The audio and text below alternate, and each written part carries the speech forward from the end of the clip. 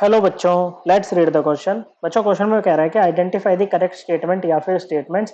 चारों में से बताना है कि कौन सी स्टेटमेंट आपकी करेक्ट होंगी। कह रहा है कि वेव पहली में कह रहा है ए में wavelength associated with a 1 kg ball moving with the velocity 100 metre per second can't be calculated. देखो क्या होता है कि डी ब्रोगली ने कहा था, क्या कहा था बच्चों, इन्होंने कहा था कि चाहे हमारी कोई मैक्रोस्कोपिक पार्टिकल है चाहे माइक्रोस्कोपिक पार्टिकल है, ओके बच्चों, माइक्रोस्कोपिक जैसे कि इलेक्ट्रॉन, प्रोटॉन, ओके बच्चों, इलेक्ट्रॉन है, प्रोटॉन है, न्यूट्रॉन, ये सब क्या है, माइक्रोस्कोपिक है। और मैक्रोस्कोपिक जैसे कि बॉल हो गई बड़ी, जो बॉल की बात कर रहा है, जैसे कि यहाँ पर ये ट्रेन की बात कर रहा है, तो ये आपके माइक्रोस्कोपिक पार्टिकल या कहो ऑब्जेक्ट है, ओके बच्चों। तो इनके साथ ना दो नेचर एसोसिएटेड होते हैं, एक तो particle type nature, particle nature, और दूसरा होता है wave nature.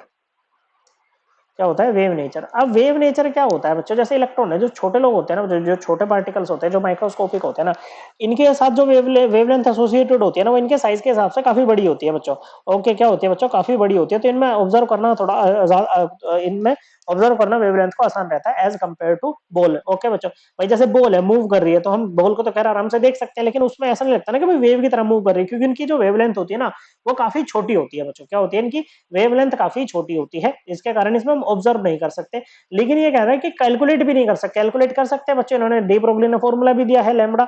Okay, lambda is the wavelength associated with the wave nature, it would be equal to h upon mv।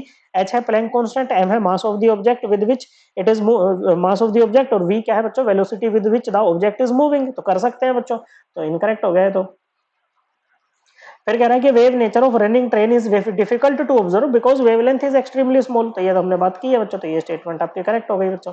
Okay, और मास इनटू वेलोसिटी किसके इक्वल होता है, मोमेंटम के equal होता है, तो इसको h बाई p भी लिख सकते हैं, p इज द मोमेंटम। तो p क्या हो जाएगा बच्चों यहाँ से, h अपॉन लैम्बडा। सी में कह रहा है कि wavelength associated with the electron can be calculated using the formula E equal to h by lambda. E क्या है, एनर्जी है बच्चों, नहीं E equal to h by lambda नहीं होगा, P equal to h by lambda होगा, momentum यहाँ पर लेंगे। ओके बच्चों, तो ये आपका इनकरेक्ट हो गया। ओके, काटो इसको। तो ये दो अभी तक बी करेक्ट हुई है। डी में कह रहा है कि एक इलेक्ट्रॉन है जिसकी इनिशियल काइनेटिक एनर्जी थी बच्चों 100 इलेक्ट्रॉन वोल्ट, और उसको एक्सेलरेशन दिया है through a potential difference of 15 volt. Okay बच्चों, देखो काइनेटिक एनर्जी क्या होती है बच्चों, काइनेटिक एनर्जी होती है आपकी Q, मतलब charge multiplied by potential difference. Electron है, इलेक्ट्रॉन पर चार्ज कितना होता है, इलेक्ट्रॉनिक चार्ज होता है। तो टोटल काइनेटिक एनर्जी इसकी कितनी हो जाएगी, पहले से इसके पास में 100 इलेक्ट्रॉन वोल्ट थी और 50 वोल्ट का एक्सेलरेशन और दे दिया, तो 50। ओके बच्चों, वोल्ट इनटू इलेक्ट्रॉनिक चार्ज कितना है बच्चों, E। ओके बच्चों, तो ये हो जाएगा 150 इलेक्ट्रॉन वोल्ट। क्या हो जाएगा बच्चों, 150 इलेक्ट्रॉन वोल्ट यहाँ पर ये हो जाएगा। ओके बच्चों, काइनेटिक एनर्जी आ गई बच्चों आपकी। अब काइनेटिक एनर्जी का एक फॉर्मूला और होता है, हाफ एम वी स्क्वायर। ये किसके इक्वल होता है, काइनेटिक एनर्जी के इक्वल। तो यहाँ से आपका एम वी स्क्वायर क्या आता है, 2 ke आता है।